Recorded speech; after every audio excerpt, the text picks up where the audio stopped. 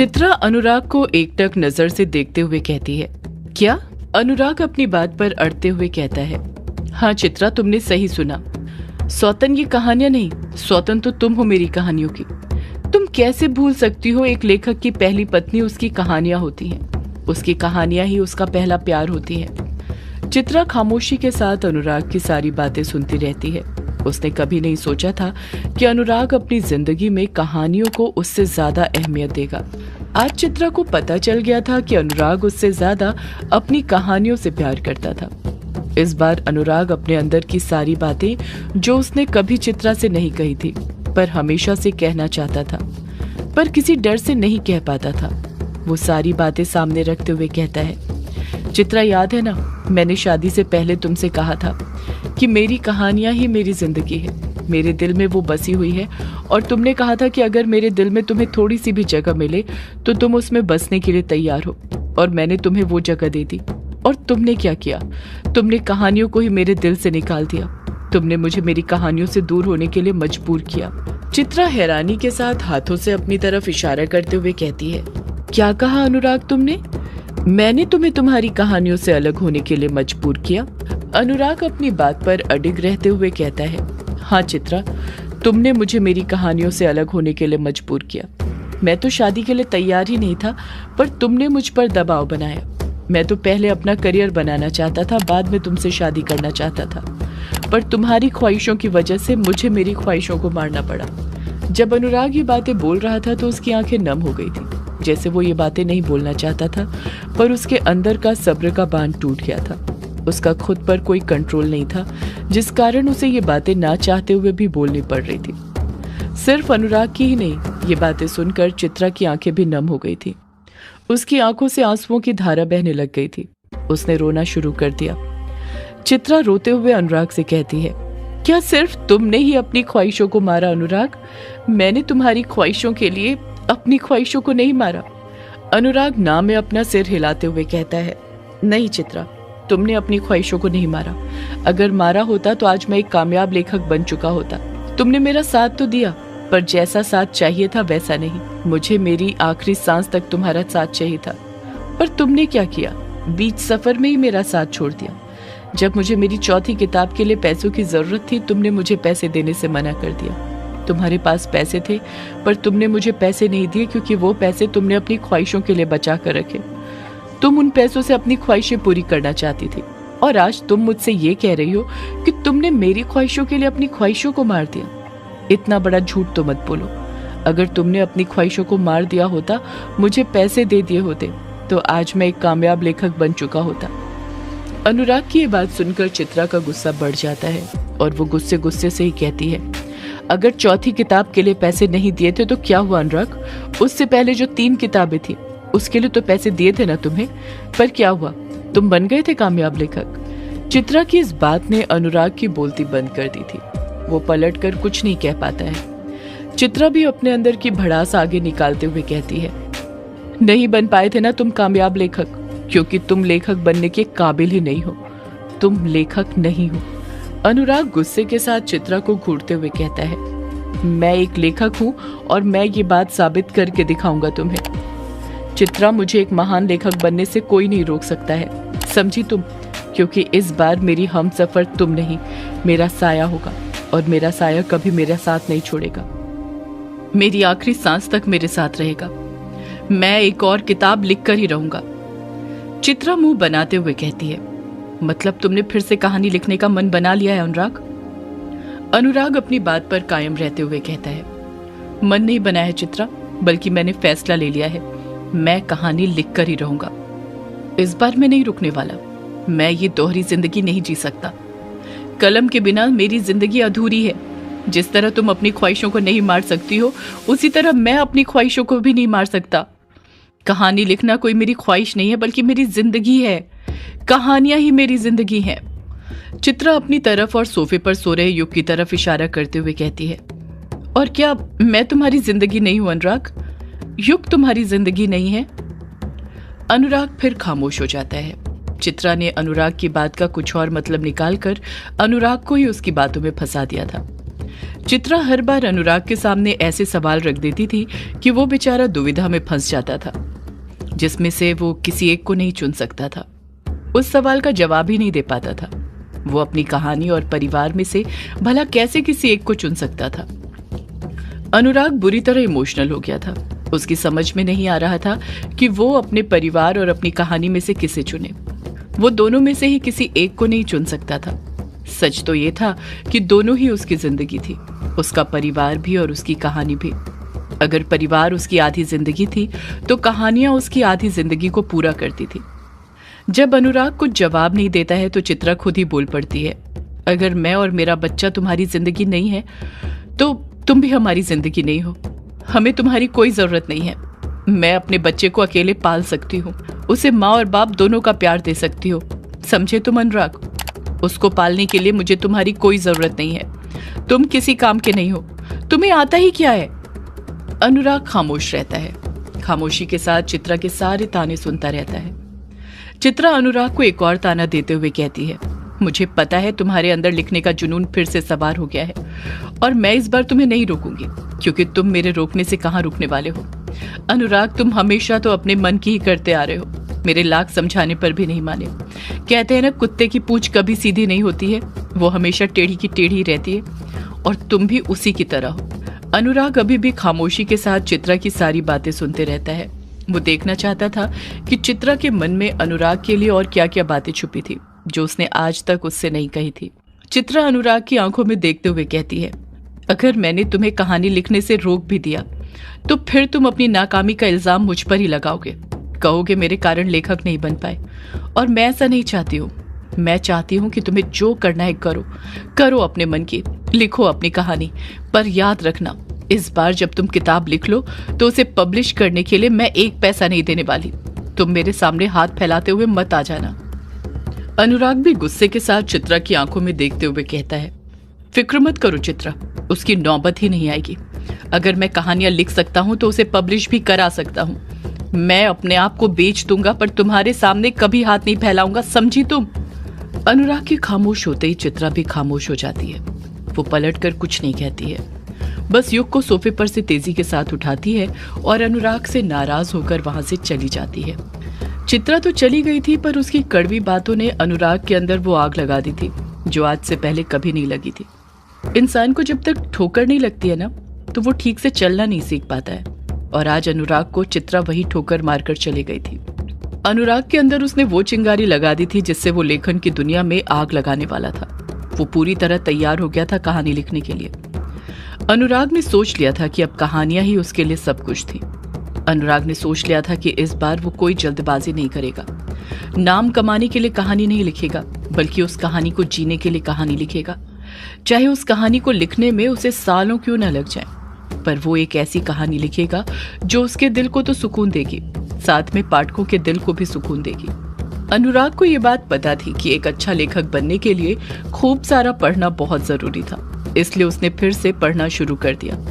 Writing competition जीतकर उसे जो यूनिवर्सल लाइब्रेरी कार्ड मिला था, उसने उसका यूज किया और अलग अलग लाइब्रेरी में जाकर हर जॉनर की किताबें पढ़ने लग गया। उसे जो भी किताब अच्छी लगती थी वो उसे ले लेता था और पढ़ना शुरू कर देता था। अनुराग दिन रात बस किताबें ही पढ़ते रहता था। उन किताबों को पढ़ने में इतना बिजी हो जाता था कि खाना पीना तक भूल जाता था। बस उसे याद रहता था तो बस युग। इन सब के चलते वो कुछ वक्त युग के लिए निकाल ही लेता था। युग के लिए उसका लगाव कम नहीं हुआ था। वो युग से भी उतना ही प्यार करता था जितना वो अपनी कहानियों से किया करता था। वो जब भी युग को अपने हाथ में पकड़ता था, उसे ऐसा लगता था जैसे वो किसी किताब को अपने हाथ में पकड़ रहा हो। यही कारण था कि अनुराग का युग के साथ लगाव बना रहा, वो कभी खत्म नहीं हुआ। उसका लगाव खत्म हुआ था तो बस चित्रा के लिए। वो अब उसके साथ बिल्कुल वक्त नहीं बिताता था। चित्रा भी उसके आने का इंतजार नहीं करती थी। उसके आने से पहले ही खाना खा लिया करती थी ताकि अनुराग के साथ खाना ना खाना पड़े। अनुराग साहित्य से जुड़ी हुई किताब तो पढ़ता था, साथ में अलग अलग धर्म की किताबें भी पढ़ने लग गया था। वो सब धर्मों के बारे में गहराई से जानना चाहता था ताकि उसके बारे में लिख सके, उसे समझ सके। उसके लिए सभी धर्म एक समान ही थे। उसके दिमाग में हर वक्त ये बात रहती थी कि आप हर किताब से कुछ न कुछ सीखते हैं। इसी बात को दिमाग में रखकर वो हर किताब पढ़ता था। चाहे उसे वो किताब शुरू में बेकार ही क्यों ना लगे। पर जब तक उसके अंत तक नहीं पहुंच जाता था, उसे पढ़ना छोड़ता नहीं था। अनुराग एक दिन में करीब 10 से ज्यादा किताबें पढ़कर खत्म कर देता था। उसकी पढ़ने की स्पीड इतनी अच्छी हो गई थी कि वो कहानी पढ़ने के साथ साथ उन कहानियों को जीना भी सीख गया था, जिस कारण उसे कहानियां पढ़ने में और मजा आने लग गया था। कंपटीशन से उसे जो पैसे मिले थे, उसी से वो इस वक्त अपना गुजारा चला रहा था। उसने चित्रा से 1 पैसे तक नहीं मांगे थे। बाकी के वो पैसे थे जो उसे जॉब छोड़ने पर मिले थे। 1 महीने तक अनुराग किताबें पढ़ता रहा। वो हर दिन करीब 10 से ज्यादा किताब पढ़ता था। 1 महीने तक अनुराग बस किताबें ही पढ़ता रहता। उसे नहीं पता था कि वो आगे क्या करने वाला है, कौन सी कहानी लिखने वाला है। इस वक्त उसका फोकस बस किताबें पढ़ने में ही था। वो तब तक पढ़ना चाहता था जब तक उसके अंदर से आवाज नहीं आ जाती कि हाँ, अब बहुत हुआ। वो भी एक कहानी लिख सकता था, वो भी एक लेखक बन सकता था। और एक दिन अनुराग के अंदर से वो आवाज भी आ गई। उसे लगने लग गया था कि वो भी एक किताब लिख सकता था। अनुराग ने जितनी किताबें पढ़ी थी, उसमें एक ऐसा नाम था जो रह रहकर हर बार उसके सामने आ जाता था, और वो नाम था यक्षिणी।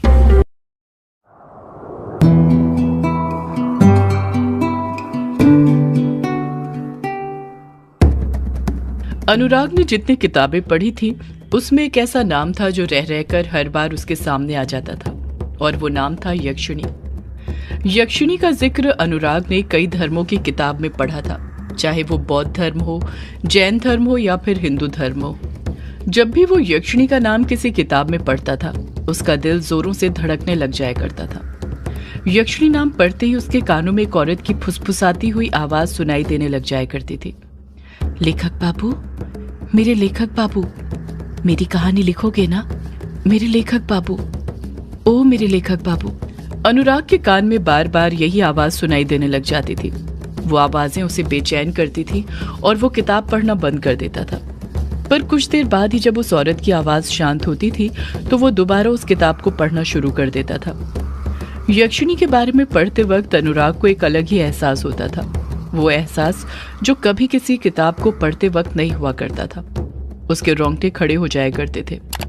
यक्षिणी का नाम पढ़ते वक्त उसे ऐसा लगता था जैसे वो उस शख्स के बारे में पढ़ रहा है जिसे वो पहले से जानता था, उससे मिला हो, उससे उसने बातें की हो, जिस कारण उसका यक्षिणी के बारे में पढ़ने में और ज्यादा इंटरेस्ट बढ़ जाया करता था। अनुराग ने यक्षिणी नाम को अपने जहन में इस कदर बसा लिया था कि चाहते हुए भी यक्षिणी का नाम नहीं भुला पा रहा था। उसका नाम हर वक्त उसके कानों में गूंजते रहता था, जैसे वो नाम पूरी तरह उसके दिल में बस गया हो, जिसे अब कोई नहीं निकाल सकता था, खुद यक्षिणी भी नहीं। यक्षिणी चीज ही ऐसी है जिसके बारे में जो एक बार पढ़ ले, उसे वो कभी नहीं भूल सकता, जब तक सब कुछ जान न ले। सोते वक्त, जागते वक्त, पढ़ते वक्त, हर वक्त, हर पहर अनुराग के लबों पर बस यक्षिणी का नाम ही रहा करता था।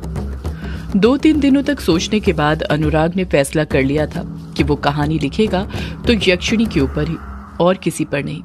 यक्षिणी के बारे में सोचते वक्त अनुराग को यह भी याद आ गया था कि यक्षिणी ही एक ऐसा नाम था जिसने उसे कॉलेज में फेमस किया था। जब उसने चित्रा की बनाई हुई पेंटिंग पर कविता लिखी थी, उसने बस यक्षिणी का आखिरी में नाम लिखा था तो वो इतना फेमस हो गया था। तब क्या होगा जब वो उस पर पूरी एक किताब लिखेगा, तब वो और कितना नाम कमा लेगा। यक्षिणी की किताब लिखने को लेकर ही अनुराग की उम्मीदें और ज्यादा बढ़ गई थी। उसे पता चल गया था कि यक्षिणी एक ऐसी चीज थी जो उसे एक महान लेखक बना सकती थी। अनुराग को ये तो पता चल गया था कि उसे यक्षिणी पर कहानी लिखनी थी, पर कहानी क्या थी ये उसे अभी तक पता नहीं चला था। पहले उसने यक्षिणी से जुड़ी हर एक किताब पढ़ी ताकि उससे कोई आइडिया मिले, पर उसने कुछ भी अच्छा नहीं किया। फिर उसने सोचा था कि वो यक्षिणी पर कोई मनगढ़ंत कहानी बना देगा, पर वो कोई कहानी नहीं बना पा रहा था। वो इस बारे में सोचते सोचते परेशान हो गया था। जब भी वो कोई मनगढ़ंत कहानी बनाता, उसे खुद मजा नहीं आता और वो खुद उस कहानी को रिजेक्ट कर देता। वो सोचता जब उसे ही वो कहानी पसंद नहीं आ रही तो उसके पाठकों को क्या पसंद आएगी। अनुराग इस बात को लेकर परेशान ही था कि एक शाम जब वो अपनी छत पर सिगरेट पी रहा था, तभी उसे मिस्टर स्टीफन की वो बात याद आती है जो उन्होंने अनुराग को बताई थी कि यक्षिणी एक डायन है। वो डायन जो अपने अभिशाप के कारण हर अमावस्या और पूर्णिमा की रात मर्दों को अपनी हवस का शिकार बनाती है, और यक्षिणी मर्दों को अपना शिकार कहीं और नहीं बल्कि किश्नोई नदी के घाट पर बनाती है जो मेहंदी पठार में है। वही मेहंदी पठार जहां से अनुराग आया है। यही बात अनुराग के दिल में बैठ जाती है। अनुराग उसी वक्त फैसला ले लेता है कि वो यही कहानी लिखेगा। अपनी कहानी के जरिए यक्षिणी के उस अभिशाप के बारे में दुनिया को बताएगा जिसके बारे में कोई नहीं जानता है। वो बताएगा कि आखिर क्यों एक देवी डायन बन गई। वो ये भी जानना चाहता था कि जिस तरह उसने यक्षिणी पर कविता लिखी थी, वो कहानी सच थी या फिर वो कहानी सच थी जिसके बारे में मिस्टर स्टीफन ने उसे बताया था। जिस शाम अनुराग ने यक्षिणी पर कहानी लिखने का फैसला लिया, उसी रात अनुराग ने एक और फैसला भी लिया। एक ऐसा फैसला जिसने उसकी जिंदगी को तो बदला ही, साथ में उसकी पत्नी चित्रा और उसके बेटे युग की जिंदगी को भी पूरी तरह बदल कर रख दिया। चित्रा अपने कमरे के अंदर थी और पेंटिंग में रंग भर रही थी, जिसका उसे ऑर्डर मिला था जो उसे सुबह तक कंप्लीट करना था। बदलते वक्त के साथ चित्रा ने भी अपनी पेंटिंग में कई बदलाव किए थे, जिस कारण उसकी पेंटिंग दोबारा बिकने लग गई थी। उसने एक ऐसा आर्ट बनाया था जो उस वक्त काफी प्रचलित था। हर कोई उसकी बनाई पेंटिंग को अपने घर में लगाना चाहता था। यही कारण था कि चित्रा ने अनुराग से बड़े ताव में कह दिया था कि उसे उसकी कोई जरूरत नहीं थी। वो अकेले ही अपने आप को और अपने बच्चे को पाल सकती थी। इस वक्त युग चित्रा के बगल में ही बड़े आराम से सो रहा था। सोता भी कैसे नहीं, आधी रात जो बीत चुकी थी। चित्रा पेंटिंग में रंग भरने में लगी ही हुई थी कि तभी उसके कमरे में अनुराग आकर उसके सामने खड़ा हो जाता है। चित्रा अनुराग की तरफ नजरें करते हुए उससे कहती है, अनुराग तुम यहाँ पर कैसे? अनुराग पलट कर कहता है, हाँ चित्रा मैं। तुम मुझे देखकर इतने शॉक्ड क्यों हो गई हो? मैं यहाँ पर नहीं आ सकता क्या? चित्रा हंसते हुए जवाब देती है, क्यों नहीं आ सकते अनुराग, बिल्कुल आ सकते हो। आखिर तुम्हारा ही तो बेडरूम है, यहाँ तुम नहीं आओगे तो फिर कौन आएगा? अनुराग चित्रा को देखते हुए कहता है, फिर मुझे देखकर तुम इतनी हैरान क्यों हो रही हो और ऐसे सवाल क्यों पूछ रही हो? चित्रा झट से बोल पड़ती है, हैरानी तो होगी ही ना अनुराग, तुम पूरे 1 महीने बाद जो इस बेडरूम में आ रहे हो, वो भी आधी रात में। इस वक्त तो तुम अपने कमरे में किताबें पढ़ते रहते हो ना, फिर आज यहाँ पर कैसे आ गए? पत्नी की याद आ गई क्या, या फिर अपने बच्चे की? सॉरी, अपने नहीं, मेरे बच्चे की। आखिर उसकी देखरेख तो मैं ही करती हूँ ना, तो इस हिसाब से तो युग मेरा ही बच्चा हुआ ना, तुम तो कुछ करते नहीं हो। चित्रा फिर अनुराग को ताने देने लग जाती है। वो बस अनुराग को ताने देने का बहाना ढूंढती थी और हर बात में अनुराग को कोई ना कोई ताना दे ही दिया करती थी। पर अनुराग चुप ही खड़ा रहता था क्योंकि उसे बात को बढ़ाना बिल्कुल पसंद नहीं था। अनुराग चित्रा से सीधे मुद्दे की बात करते हुए कहता है, मुझे तुम्हें कुछ बताना था। चित्रा कहती है, हाँ तो बताओ ना अनुराग, मुहूर्त का इंतजार कर रहे हो क्या? अनुराग फिर चित्रा की बात को इग्नोर मारते हुए सीधे अपनी बात करते हुए कहता है, मुझे पता चल गया है कि मुझे इस बार किस पर किताब लिखनी है। मैं यक्षिणी पर कहानी लिखने वाला हूँ। चित्रा अनुराग को एकटक नजर से देखते हुए कहती है, क्या कहा? यक्षिणी पर? अनुराग खुश होते हुए कहता है, हाँ चित्रा, यक्षिणी पर। वही कहानी जो मिस्टर स्टीफन ने मुझे बताई थी कि वो हर अमावस्या पूर्णिमा को मर्दों को अपना शिकार बनाती है। चित्रा मुंह बनाते हुए कहती है, हाँ तो लिखो ना अनुराग, मैंने कब तुम्हें लिखने से मना किया है? तुम ये बात मुझे क्यों बताने आए हो, वो भी इतनी रात में? अनुराग तुरंत कहता है, वो इसलिए चित्रा क्योंकि मैं अपने गांव वापस जा रहा हूँ मेहंदी पठार, वो भी आज शाम की ट्रेन से। चित्रा हैरानी के साथ कहती है, तुम मेहंदी पठार जा रहे हो, वो भी आज शाम की ट्रेन से, पर क्यों? अनुराग झट से जवाब देता है, कहानी लिखने के लिए। जैसे अनुराग ये बात बोलता है, चित्रा अनुराग को जैसे किसी पागल को घूरते हैं उसी तरह घूरने लग जाती है, क्योंकि उसे अनुराग की ये बात बिल्कुल भी समझ नहीं आई थी। चित्रा अनुराग को घूरते हुए ही कहती है, मैं अभी भी कुछ समझी नहीं अनुराग, तुम भला एक कहानी लिखने के लिए अपने गांव क्यों जा रहे हो, वो भी इतने सालों बाद? अनुराग झट से जवाब दे देता है, क्योंकि वो यक्षिणी वहीं पर मर्दों को अपना शिकार बनाती है। चित्रा अनुराग को अभी भी घूरते हुए ही कहती है, तुम यक्षिणी पर कहानी लिखना चाहते हो अनुराग, या उसका शिकार बनना चाहते हो वहां पर जाकर? अनुराग खामोश रहता है, चित्रा की बात का कुछ जवाब नहीं देता है। जब अनुराग कुछ नहीं कहता है तो चित्रा खुद ही बोल पड़ती है, तुम्हें वहां पर जाने की कोई जरूरत नहीं है, तुम यहाँ पर भी तो रहकर कहानी लिख सकते हो ना। अनुराग चित्रा की बात से असहमत होते हुए कहता है, नहीं चित्रा, मैं यहाँ पर बैठकर कहानी नहीं लिख सकता, क्योंकि इस बार मैं कहानी सिर्फ लिखना नहीं चाहता हूँ, बल्कि उस कहानी को जीना भी चाहता हूँ, और कहानी जीने के लिए मुझे वहां पर जाना ही पड़ेगा। सब कुछ अपनी आंखों से देखूंगा, उसे महसूस करूंगा, तभी तो उस चीज को लिख पाऊंगा ना। चित्रा गुस्से के साथ कहती है, अनुराग, तुमने सिगरेट पीने के साथ शराब पीना भी शुरू कर दिया है क्या, जो आधी रात यूं बहकी बहकी बातें कर रहे हो? तुम्हारा दिमाग तो ठिकाने पर है ना?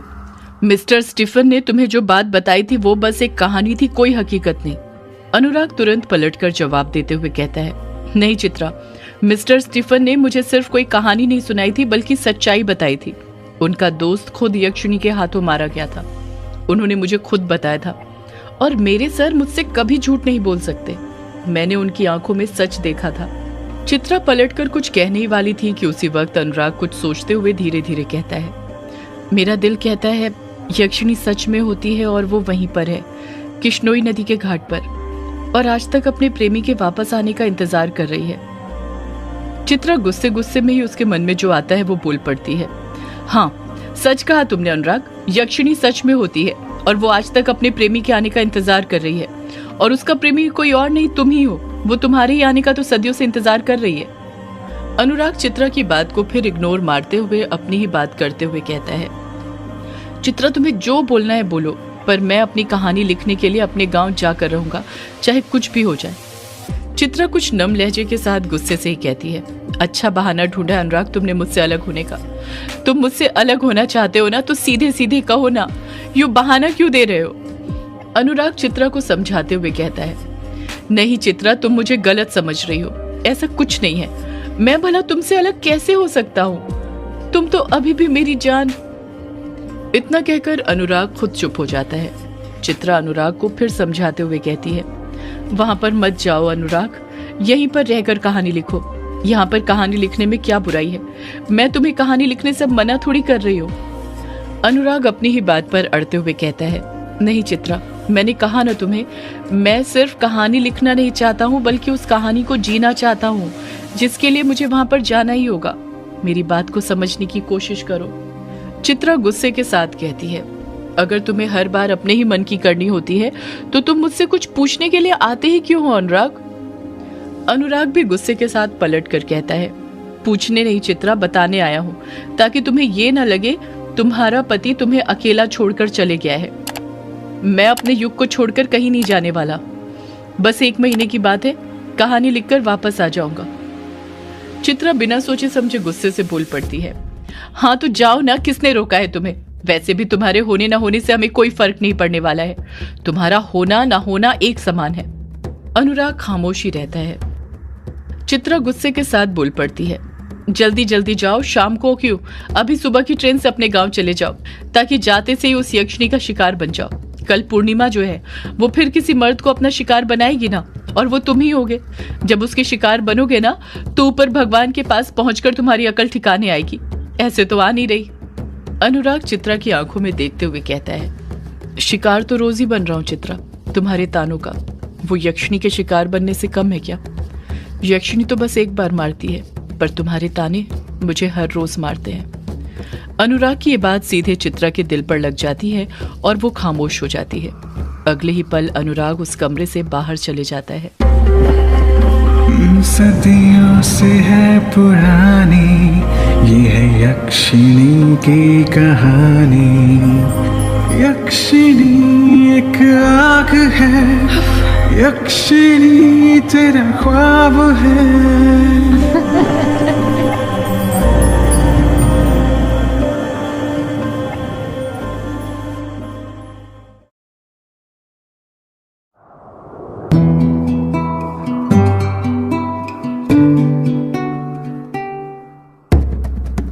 इतना कहकर अनुराग गुस्से के साथ उस कमरे से बाहर निकल जाता है। अनुराग अपना जरूरी सामान पैक कर आखिरी बार अपनी पत्नी बच्चे को देखता है और शाम की ट्रेन से ही मेहंदी पथार जाने के लिए निकल जाता है। अपनी पत्नी और बच्चे से दूर जाने के कारण उसका मन उदास तो था, पर कहीं ना कहीं उसके दिल में एक खुशी भी थी, एक उत्साह भी था, क्योंकि अनुराग वो करने जा रहा था जो वो सालों से करना चाहता था।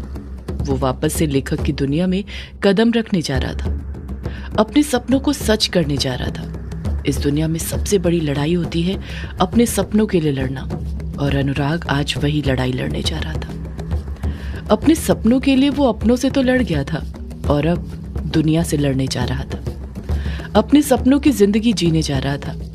इंसान को मजा तब नहीं आता जब वो मंजिल पर पहुंच जाता है, इंसान को मजा तब आता है जब वो मंजिल के सफर में होता है। उसी सफर में उसे वो यादें मिलती हैं जो ताउम्र उसके साथ रहती हैं। अनुराग आज उसी सफर पर निकल गया था। बड़ा मुश्किल होता है इंसान के लिए ये फैसला लेना कि वो किसके लिए जिएगा दुनिया में, जीने के लिए या फिर अपने सपनों के लिए। और अनुराग ने इन दोनों में से अपने सपनों को चुना था। उसे फर्क नहीं पड़ रहा था कि दुनिया उसके बारे में क्या सोचेगी, कि कैसे उसने अपनी पत्नी और बच्चे को अकेला छोड़ दिया था। उसके दिमाग में बस एक बात थी, और वो ये कि उसके पिता बृजेश्वर का सपना था कि वो लेखक बने, और अनुराग उसी सपने को सच करने निकल गया था।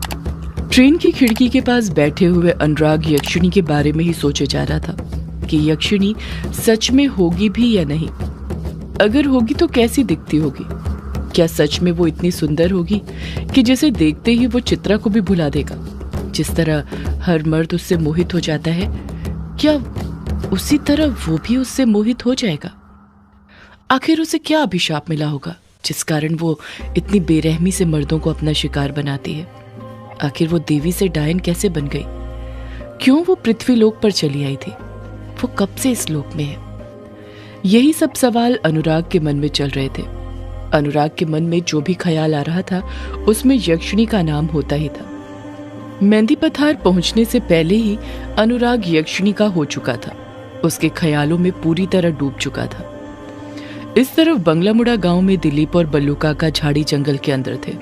शाम धीरे धीरे बीतते जा रही थी, जिस कारण अंधेरा होने लग गया था। दिलीप ने अपने हाथ में कागज पकड़कर रखा हुआ था, जो फोल्ड करके रखा हुआ था। उस कागज को देखकर ऐसा लग रहा था जैसे वो कागज बहुत ही पुराना हो। वो कागज मटमैला पीले रंग का हो गया था। दिलीप के कुछ आगे ही बल्लू चलते जा रहा था, जिसने अपने हाथ में लालटेन पकड़ा हुआ था, जो उसने कुछ देर पहले ही जलाई थी। उसी की पीली रोशनी में झाड़ियों को साइड करते हुए वो दोनों आगे बढ़ते जा रहे थे। बल्लू तो डर के मारे अपने कदम आगे बढ़ा ही नहीं पा रहा था, पर दिलीप था कि उस पर बार बार चिल्लाया जा रहा था, जिस कारण बल्लू को ना चाहते हुए भी अपने कदम आगे बढ़ाने पड़ रहे थे। बल्लू चल ही रहा था कि वो चलते चलते रुक जाता है। बल्लू जैसे ही रुकता है, दिलीप पीछे से उसे धक्का मारते हुए कहता है, तू फिर रुक गया कामचोर, ये तू चलते चलते रुक क्यों जाता है जब देखो? बल्लू डरते हुए कहता है, मालिक, मेरी तो आगे बढ़ने की जरा सी भी हिम्मत नहीं हो रही है। आप जानते हैं ना आगे क्या है? आप मुझे उस तरफ क्यों ले जा रहे हैं? दिलीप बल्लू पर चिढ़ते हुए कहता है, तुझे तेरी मौत से मिलाने के लिए कामचोर। बल्लू खामोश रहता है। वो जानता था कि मालिक को पलटकर जवाब देना मतलब अपने पैरों पर खुद कुल्हाड़ी मारना, इसलिए वो चुप ही खड़ा रहता है। दिलीप फिर बल्लू को धक्का देते हुए कहता है, अब जल्दी कर, जल्दी जल्दी अपने कदम बढ़ा, यहाँ पर क्या खड़ा हुआ है? बल्लू हिचकिचाहट के साथ बोल पड़ता है, पर मालिक, हम वहां जा ही क्यों रहे हैं? मुझे नहीं लगता कि हमें वहां पर जाना चाहिए, अब तो रात भी हो चुकी है। दिलीप बल्लू को अपनी गुस्से से भरी आंखें दिखाते हुए कहता है, तूने फिर मुझसे सवाल किया? मैंने तुझसे हंसकर दो बातें क्या कर ली, तू तो मेरे सिर पर ही चढ़ गया। लगता है तुझे तेरी औकात दिखानी पड़ेगी, बताना पड़ेगा मालिक और नौकर के बीच का अंतर क्या होता है। बल्लू शर्म से अपना सिर नीचे झुका लेता है। उम्र में बड़े होने के बावजूद भी दिलीप बल्लू का जरा भी मान सम्मान नहीं करता था। जब देखो उसे नीचा दिखाने की कोशिश करता रहता था, वो ताने देते रहता था। इसका मुख्य कारण ये था कि दिलीप ये बात आज भी नहीं भुला पाया था कि बल्लू ने अनुराग का साथ दिया था। वो अनुराग के साथ ग्रेवयार्ड कोठी में रुक गया था, उसके साथ हवेली नहीं चला था। बल्लू फिर से डरते हुए धीरे धीरे अपने कदम आगे बढ़ाने लग जाता है। दिलीप भी उसके पीछे पीछे ही जाने लग जाता है। बल्लू के चेहरे पर तो डर था, पर दिलीप के चेहरे पर जरा सा भी डर नहीं था। उसकी आंखों में किसी को पाने की चाहत थी, एक उत्साह था जैसे वो कुछ खोज रहा हो, किसी मकसद के साथ वो काला झाड़ी के अंदर आया हो। कुछ देर में ही दिलीप और बल्लू चलते चलते रुक जाते हैं। उन दोनों की आंखों के सामने ग्रेवयार्ड कोठी थी। दोनों एकटक नजर से ग्रेवयार्ड कोठी को ही घूरे जा रहे थे। दिलीप बल्लू पर चिढ़ते हुए कहता है, अब तू अंदर भी चलेगा या यहीं पर खड़ा रहेगा बल्लू? बल्लू हकलाते हुए कहता है, क्या कहा मालिक, अंदर चलना है? पर क्यों मालिक? दिलीप बल्लू पर गुस्सा करते हुए कहता है, तूने फिर मुझसे सवाल किए? तेरी ये मजाल। कितनी बार बोला तुझे मुझे पलट कर जवाब मत दिया कर, और सवाल तो कतई मत पूछा कर, कामचोर। दिलीप के गुस्सा करने पर बल्लू घबरा जाता है और पलट कर कुछ जवाब नहीं देता है। बल्लू का डरना जायज था, क्योंकि गांव में ये अफवाह फैल चुकी थी कि यक्षिणी ने अपना नया ठिकाना बनाया था, जो कि ग्रेवयार्ड कोठी थी। गांव वालों का मानना था कि यक्षिणी अब ग्रेवयार्ड कोठी में ही रहा करती थी। रात के वक्त जो भी मुसाफिर ग्रेवयार्ड कोठी के पास से गुजरता था, उसने पायल की छन-छन और एक औरत के गाना गाने की आवाज सुनी थी, जो ग्रेवयार्ड कोठी के अंदर से ही आती थी। इसी डर से कोई दिन में तक ग्रेवयार्ड कोठी के अंदर नहीं जाता था, और दिलीप तो बल्लू को रात के वक्त ग्रेवयार्ड कोठी के अंदर जाने के लिए बोल रहा था। ऐसा कर पाना उसके लिए काफी मुश्किल था। बल्लू ग्रेवयार्ड कोठी के बाहर ही खड़ा रहता है, अंदर कदम नहीं रखता है। जब बल्लू एक कदम तक आगे नहीं बढ़ाता है तो दिलीप उसे धक्के से साइड करते हुए कहता है, हट, तू ना अब बूढ़ा हो गया है, ये सब तेरे बस की बात नहीं है, मुझे ही अंदर जाना पड़ेगा। इतना कहकर दिलीप ग्रेवयार्ड कोठी के अंदर घुस जाता है। ग्रेवयार्ड कोठी का दरवाजा बस टिका हुआ था, क्योंकि वहां पर चोरी होने का कोई डर नहीं था। डर था तो सिर्फ यक्षिणी का, उसी की वजह से कोई ग्रेवयार्ड कोठी के अंदर नहीं आता था। बल्लू दिलीप को मना करते हुए कहता है, रुकिए मालिक, अंदर मत जाइए, अंदर जाना सुरक्षित नहीं है मालिक, अंदर वो है मालिक, रुक जाइए, अंदर मत जाइए। पर दिलीप बल्लू की एक नहीं सुनता है और ग्रेवयार्ड कोठी के अंदर घुस जाता है। दिलीप को अंदर घुसते हुए देखकर बल्लू ना चाहते हुए भी उसके पीछे पीछे ग्रेवयार्ड कोठी के अंदर घुस जाता है। जब बल्लू और दिलीप ग्रेवयार्ड कोठी के अंदर घुसते हैं तो देखते हैं कि ग्रेवयार्ड पूरी तरह सुनसान पड़ी हुई है। गहरा सन्नाटा छाया हुआ था। अंधेरा होने की वजह से ज्यादा कुछ दिखाई नहीं दे रहा था, बस लालटेन की पीली रोशनी में कुछ चीजें ही दिखाई दे रही थी। बल्लू के तो डर के मारे रोंगटे खड़े हो गए थे, पर दिलीप था कि वहां पर बहुत ही बहादुरी के साथ खड़ा हुआ था। दिलीप और बल्लू दोनों धीरे धीरे अपने कदम बढ़ाते हुए हॉल के एकदम बीचों बीच आकर खड़े हो जाते हैं। फर्श पर जरा सी भी डस्ट नहीं थी और न मकड़ी के जाले थे, जिसे देखकर ऐसा लग रहा था जैसे कोई ग्रेवयार्ड कोठी में रहता हो। कोई ग्रेवयार्ड कोठी की हालत देखकर ये कह ही नहीं सकता था कि ग्रेवयार्ड कोठी सालों से बंद थी। हॉल के एकदम बीचों बीच पहुंचकर दिलीप अपने साथ जो मटमैला पुराना कागज लाया था उसे खोलने लग जाता है। उस पर एक नक्शा बना हुआ था जो देखने में ग्रेवयार्ड कोठी के ब्लूप्रिंट का लग रहा था, जैसे उसे तब बनाया गया हो जब ग्रेवयार्ड कोठी बनाई जा रही हो। बल्लू उस नक्शे में झांकने की कोशिश करते हुए कहता है, ये क्या है मालिक? दिलीप बल्लू की बात का कुछ जवाब नहीं देता है, नक्शे के अंदर ही देखते रहता है। वो बड़े गौर से उस नक्शे को देखते हुए उस नक्शे को समझने की कोशिश कर रहा था। बल्लू से रहा नहीं जाता और वो फिर दिलीप से पूछ बैठता है, बताइए ना मालिक, ये क्या है? ये तो मुझे ग्रेवयार्ड कोठी की तरह ही लग रहा है। जैसे ही बल्लू ये बात बोलता है, दिलीप अतीत की यादों में चले जाता है, ठीक उस वक्त में जब उसके हाथ में ग्रेवयार्ड कोठी का ब्लूप्रिंट लगा था। दिलीप हवेली के अंदर तहखाने में अकेला बैठा हुआ था। उसके हाथ में अघोरी की तंत्र मंत्र की किताब थी, वही किताब जो उसे तहखाने में से मिली थी जब वो पहली बार हवेली के अंदर आया था। दिलीप उस किताब के पेज को पलटाए जा रहा था। दिलीप उस किताब के पेज पलटाते हुए कहता है, इस किताब में जरूर कोई ना कोई टोटका लिखा होगा जिससे मेरे बेटे विराट को ताकत मिले और वो मेरा वंश आगे बढ़ा सके। ढूंढ दिलीप ढूंढ, अगर तुझे तेरा वंश आगे बढ़ाना है तो कोई ना कोई टोटका तुझे ढूंढना ही पड़ेगा, वरना भूल जा सब कुछ। दिलीप अक्सर जब अपनी असल जिंदगी में किसी मुसीबत में पड़ता था, अघोरी की किताब का सहारा लेने उसके पास आ जाया करता था। बीते सालों में जानकी की बहुत तबीयत खराब हुई थी, इतनी खराब कि डॉक्टर भी उसे ठीक नहीं कर पा रहे थे। तब दिलीप ने इसी किताब में से ढूंढकर एक टोटका किया था और उसी की मदद से जानकी ठीक हो पाई थी। तभी से दिलीप भी इन टोने टोटकों पर विश्वास करने लग गया था। कुछ चीजें तो उसे समझ आ जाती थी, पर ज्यादा चीजें समझ नहीं आती थी, इसलिए वो वाले टोटके किया नहीं करता था। कई टोटके करने में तो वो असफल भी हुआ था, जिसका हर्जाना उसे भुगतना पड़ा था, पर फिर भी वो किया करता था क्योंकि उससे उनको फायदा भी हुआ करता था। दिलीप फिर किताब के पेज पलटाते हुए खुद से बड़बड़ाते हुए कहता है, मिल जा, कोई तो तरीका होगा जिससे मेरा वंश आगे बढ़ सकता होगा। काफी देर तक पेज पलटने के बाद भी जब दिलीप को कुछ नहीं मिलता है तो वो गुस्से से किताब को बंद करते हुए कहता है, ये किताब है कि जी का जंजाल। अब से ढूंढ रहा हूँ लेकिन ऐसा कुछ भी नहीं मिला जिससे विराट की ताकत बढ़ सके। किताब को बंद करते हुए दिलीप की नजर जब उस किताब के बैक कवर पर पड़ती है और वो देखता है कि उसका बैक कवर उसके फ्रंट कवर से मोटा लग रहा था। ऐसा लग रहा था जैसे उसके अंदर कुछ हो। वो कवर फूला फूला लग रहा था। दिलीप किताब के बैक कवर को दबाते हुए कहता है, ये किताब का कवर मोटा क्यों है? ऐसा लग रहा है जैसे कोई पेपर फोल्ड कर रखा गया है। देखना पड़ेगा उस अघोरी ने यहाँ क्या छुपाया है। इतना कहकर दिलीप तुरंत अपने पास रखे खंजर को उठाता है और उस कवर को बड़े आराम से फाड़ने लग जाता है। जब दिलीप उसे फाड़ता है तो देखता है उसके अंदर एक कागज फोल्ड करके रखा हुआ था। दिलीप उस कागज को बाहर निकालकर खोलते हुए कहता है, देखो तो कौन सा कागज है। जब दिलीप उस कागज को पूरा खोलता है तो देखता है कि उसके अंदर एक ब्लूप्रिंट था। दिलीप उस ब्लूप्रिंट को देखकर हैरान हो गया था। आंखें फाड़कर उस ब्लूप्रिंट को देख रहा था। दिलीप हैरानी से कहता है, ये ग्रेवयार्ड कोठी का ब्लूप्रिंट यहाँ कैसे? अघोरी ने इसे यहाँ क्यों छुपाया था? दिलीप के मन में ऐसे बहुत से सवाल चल रहे थे।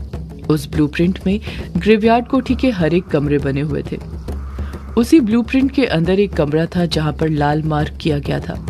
दिलीप उस जगह को देखते हुए हैरानी के साथ कहता है, इस ब्लूप्रिंट में इस कमरे में लाल मार्क क्यों है? ग्रेवयार्ड कोठी पर यह कौन सा कमरा है जहां पर मैं आज तक नहीं गया? सदियों से है पुरानी ये है यक्षिणी की कहानी। यक्षिणी एक आग है, यक्षिणी तेरा ख्वाब है।